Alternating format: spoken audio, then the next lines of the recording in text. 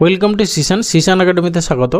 আজকে আমরা target WP KP WPSC reasoning সিরিজের ক্লাস নাম্বার 16 শুরু করব। তোমরা যারা কম্পিটিটিভ এক্সাম প্রিপারেশন নিচ্ছ ক্লাসটা অবশ্যই শেষ পর্যন্ত দেখো মন দিয়ে। আর যদি ভালো লেগে থাকে তাহলে অবশ্যই একটা লাইক করো, বন্ধুদের সঙ্গে শেয়ার করো, আর চ্যানেলে নতুন হলে অবশ্যই সাবস্ক্রাইব করো। ওকে, চলো লেটস স্টার্ট। দেখো ফার্স্ট কোশ্চেন কি আছে এখানে, দেখো লজিক্যাল ভেন ডায়াগ্রামের কোশ্চেন কিছু দেওয়া আছে, ঠিক আছে। বলছে 1 থেকে 5 প্রশ্নের কোন চিত্রটি কার্যকর, ঠিক আছে। দেখো প্রথম ক্ষেত্রে তোমার এইটা আমি একটু অন্যভাবে করাই আর কি। এখানে 3টে ছবি হয়, একটা হচ্ছে ওয়ালের ছবি কীরকম হয় না, একটার ভিতরে আর একটা ঢুকে থাকবে, এইরকমকে ওয়াল বলে। আর সামের ছবি কীরকম হয় না হচ্ছে এইরকম, একটার কিছু অংশ আর একটার কিছু অংশ, এটা সাম। আর নো কীরকম হয় না হচ্ছে কি দুটো সেট পুরো আলাদা আলাদা, ঠিক আছে।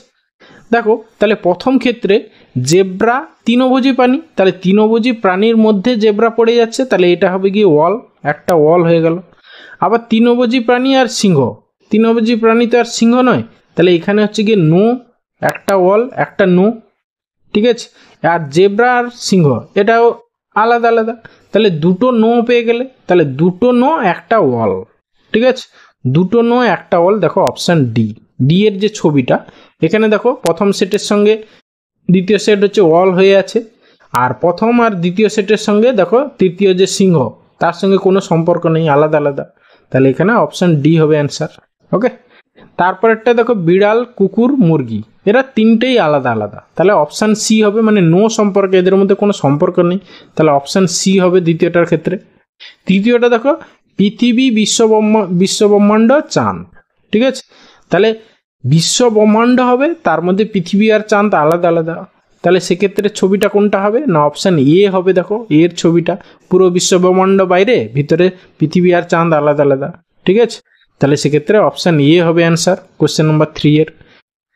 কোশ্চেন নম্বর 4 এর কি হবে, এশিয়ার মধ্যে হচ্ছে চীন, কিন্তু সুদান হচ্ছে কি কোথায়, আফ্রিকায়, তাহলে এক্ষেত্রে অ্যান্সার হবে অপশান ডি হবে, ঠিক আছে।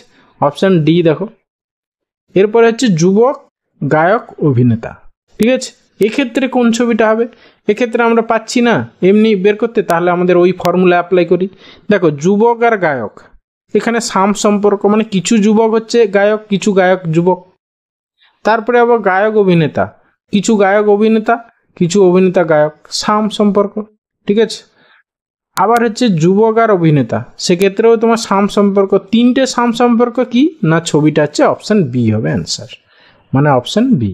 ওকে, এরপরে এসে কোশ্চেন নাম্বার 6 বলেছে, দেখো বলেছে যদি দিস সাইনগুলো এইটা মানে ওইটা, ওইটা মানে ওইটা হয়, তাহলে এইটাগুলো কত। জাস্ট আমরা যে সাইনের জন্য যেটা সেটা বসিয়ে এবার বদমাস রুল অনুসারে আমরা কাজ করব, সলভ করব, যা হবে সেটাই অ্যান্সার। তাহলে প্রথমে হচ্ছে 63 ইন্টু মানে কি বলেছে -24, তারপরে প্লাস মানে কি ভাগ 8, তারপরে ভাগ সাইন মানে কি প্লাস, তারপরে 2 আছে, এই ভাগ সাইন মানে হচ্ছে প্লাস হলো, তারপরে হচ্ছে গিয়ে 4, ওকে। তারপরে আবার প্লাস মানে আবার ভাগ, কত আছে 2, তারপর মাইনাস সাইন মানে হচ্ছে গিয়ে গুণ, ইন্টু 3, ব্যাস এটার ভ্যালু বের করো। প্রথমে ভাগের কাজগুলো করে নাও, এইটা তাহলে 8, 3 এ 24, তারপর হচ্ছে কি 2 এ 4, ব্যাস। তাহলে এবার এখানে হচ্ছে 63 - 3 করে দাও 60, আর এদিকে প্লাস দিয়ে 3 2 এ 6, তাহলে 60 6 66 হবে অ্যান্সার, মানে অপশান বি অ্যান্সার। ওকে, এরপরে আসছি কোশ্চেন নাম্বার 7 কি বলেছে, দেখো এইখান থেকে তোমরা জাস্ট নিচের রোটাই খেয়াল করো, সবগুলোতে দেখো 13, তাহলে আমি একটু যদি মানে কালাম ওয়াইজ ভাবি, এইরকম করে কালাম ওয়াইজ ভাবো, দেখো 13 - 9 মানে শেষের এইটা মাইনাস এইটা, 13 - 9 করলে কত হয় 4। এবার দেখো উপরের দুটো, এই দুটো 12/3, ঠিক আছে, মানে নিচের দুটোর বিয়োগফল, নিচে একেবারে লাস্টেরটা মাইনাস, মানে এটা যদি 4 নম্বর ভাবো, 4 number minus 3 number equal to 1 number by 2 number. Okay, তাহলে দ্বিতীয়টার ক্ষেত্রেও সেরকম হচ্ছে নাকি দেখি, দেখো 4 নম্বর 13, 3 নম্বর হচ্ছে 10, সেক্ষেত্রেও 3 হচ্ছে। এবার দেখো 1 নম্বর বাই 2 নম্বর, 6/2 করলে 3 হচ্ছে, তাহলে আমার থার্ডটাও সেইভাবে হবে 13 - 5 মানে 8 হবে। 8টা বলেছে প্রথমটা বাই দ্বিতীয়টা, ঠিক আছে। তাহলে এক্স এখানে মানে জিজ্ঞাসা চিহ্ন। তাহলে এইখানে এইটার ভ্যালু কত হচ্ছে 8। তাহলে 8কে কত দিয়ে ভাগ করলে 8 হয়? 1 দিয়ে ভাগ করলে। তাহলে অপশন ডি হবে অ্যান্সার। ওকে, এরপরে আসি কোশ্চেন নাম্বার 8। দেখো নাম্বার সিরিজ কি করে এসছে দেখো, একটু খেয়াল করো। নাম্বারগুলো দেখো সব গুণের কাছাকাছি। দেখো এখানে 3 একে 3-এর পাশাপাশি 4, হ্যাঁ 2-এ 8-এর পাশাপাশি 10, 3-এ 30-এর পাশাপাশি 33, 4-এ তার পাশাপাশি। তাহলে আমরা যদি এটাকে একটু ফর্মুলা অ্যাপ্লাই করি, মানে একটু ফলো করি কীরকম হচ্ছে। প্রথমটা 3 ছিল, সেখান থেকে কি হয়েছে ইনটু 1 প্লাস 1 করলে দেখো 4 হয়েছে। তারপরে 4 থেকে ইনটু 2 প্লাস 2 করলে দেখো 4 2 8 2 10 হয়েছে। তারপরে আবার দেখো ইনটু 3 প্লাস 3 মানে 10 3-এ 30, 3-এ 33। তারপরে ওটা তাহলে নিশ্চয়ই এরকমই হয়েছে, ঠিক আছে। এটা আর করার দরকার নেই, মানে 33 3-এ হচ্ছে গিয়ে তোমার কত 100, মানে না সরি 33 ইন্টু 4 হবে কিন্তু, হ্যাঁ ইন্টু 4 প্লাস 4 মানে 3 4 12 132 প্লাস 4 36, 136 হলো। তাহলে আমাদের অ্যান্সার যেটা হবে সেটা কি হবে ইন্টু 5 প্লাস 5। ওকে, তাহলে হচ্ছে গিয়ে তোমার কত 136 5-এ 5 6 30-এর 0 আর এদিকে 5 যোগ হবে মানে 5 হলো, হাতে 3 13 5 65 3-এ 68 685 হবে তোমার অ্যান্সার, মানে অপশান বি অ্যান্সার। ওকে, এরপরে আসি কোশ্চেন নাম্বার 9। কি বলেছে দেখো, এটাও নাম্বার সিরিজ। কি বলেছে 2 থেকে 7, 7 থেকে 23। তাহলে আমরা একটু যদি খেয়াল করি, দেখো 4 গুণের কাছাকাছি না, 2 থেকে ইন্টু 2 4-এ 8 মাইনাস 1, দেখো 2 4-এ 8 মাইনাস 1 করলে 7 হচ্ছে। তারপরে আবার 7 4-এ 28 মাইনাস 1 করলে দেখো 27 হয়েছে। 27 4-এ ইন্টু 4 মাইনাস 1 আসছে কিনা দেখি, 7 4-এ 28 মানে 108 মাইনাস 1 মানে 107। তাহলে আমার যেটা অ্যান্সার হবে সেটা ইন্টু 4 মাইনাস 1 107 ইন্টু 4 7 4-এ 28 আছে মানে 428 মাইনাস 1 মানে 427 হবে অ্যান্সার। 427 মানে অপশান সি হবে অ্যান্সার।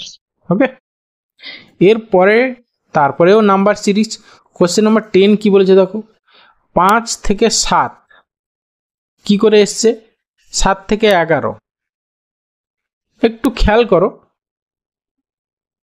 আচ্ছা আমি যদি দেখো 5 থেকে আমি ইন্টু 2 করি, 5 2-এ 10 মাইনাস 3 করলে দেখো 7 হচ্ছে। আবার 7 2-এ 14 মাইনাস 3 করলে কত হচ্ছে 11 হচ্ছে। তারপরে আবার দেখো 11 2-এ 22 মাইনাস 3 করলে কত হবে, 22 মাইনাস 3 করলে 19। অপশানে আছে, হ্যাঁ আছে। তাহলে অপশান এ অ্যান্সার। তারপরেরটা একটু খেয়াল করে নিতে পারো, 19 ইন্টু 2 মাইনাস 3, 19 2 38 মাইনাস 3 করলে দেখো 35 আছে, ঠিক আছে। আর টেস্ট করার দরকার নেই, তাহলে অপশান এ হলো অ্যান্সার। এরপরে আসি কোশ্চেন নাম্বার 11। কি বলেছে দেখো, জাস্ট এগুলো খেয়াল করো। প্রথমে আছে এ, তারপরে পরেরটার প্রথমে বি, তারপরে সি, তারপরে যেটা অ্যান্সার হবে সেটারও ডি। দেখো সবগুলোতে ডি আছে, তাহলে আমাদের ওইভাবে কিছু। আর লাস্টে দেখো এম এন ও, তাহলে লাস্টে পি হতে হবে। পি মানে হচ্ছে অপশান এ এলিমিনেট হয়ে গেল, অপশান সি এলিমিনেট হয়ে গেল, ঠিক আছে। এবার মাঝখানে কি হবে দেখো, জি এইচ আই, তারপরে জে হতে হবে, মাঝখানে জে হতে হবে, ব্যাস অপশান ডি হবে অ্যান্সার, মাঝখানে জে। এরপরে আসে question number 12 and final question. কি বলেছে দেখো, লেটার সিরিজ, গ্যাপে গ্যাপে কি বসবে, ঠিক আছে। জাস্ট এই টাইপের কোশ্চেন সলভ করার জন্য কি করতে হয় না, কাউন্ট উইথ গ্যাপ, কতগুলো লেটার আছে উইথ গ্যাপ কাউন্ট করো। কটা আছে, 3 3 6 3 9 3 12 13 14 15 16 17 18 19 20 21 22 23 24টা 24টা। তাহলে আমি একে চারটে চারটে করে ভাঙতে পারি। এইখানে চারটে ভাঙলাম, তারপরে এইখানে চারটে ভাঙলাম, তারপরে 1 2 3 4 এইখানে চারটে ভাঙলাম, তারপরে এইখানে 4টে ভাঙলাম, এইখানে 4টে ভাঙলাম। এবার দেখো দুটো গ্রুপ তুমি ফুল, দুটো কি 3টে গ্রুপ ফুল পেয়ে গেছো, ঠিক আছে। এবার তুমি এখানে দেখো অল্টারনেট গ্রুপ ভাবো, একটা বাদে একটা। দেখো BACA, তাহলে এইটাও BACA হবে, তাহলে প্রথমে বি হবে, লাস্টে তোমার দেখো শেষে তুমি যে অ্যান্সার হবে, অ্যান্সার যেটা হবে তার লাস্টে বি থাকতে হবে, তাহলে অপশান সি আর ডি এলিমিনেট হয়ে গেল। ওকে, এবারে আর আর দেখো এইখানেও গ্রুপ পেয়ে গেছো, ঠিক আছে। এই যে অল্টারনেটিভ, এইটার সঙ্গে এইটা হবে, তারপরে এই প্রথমটা এখানে কি ABAC, তাহলে ABAC প্রথমে সি দিয়ে স্টার্ট হবে, ঠিকই আছে।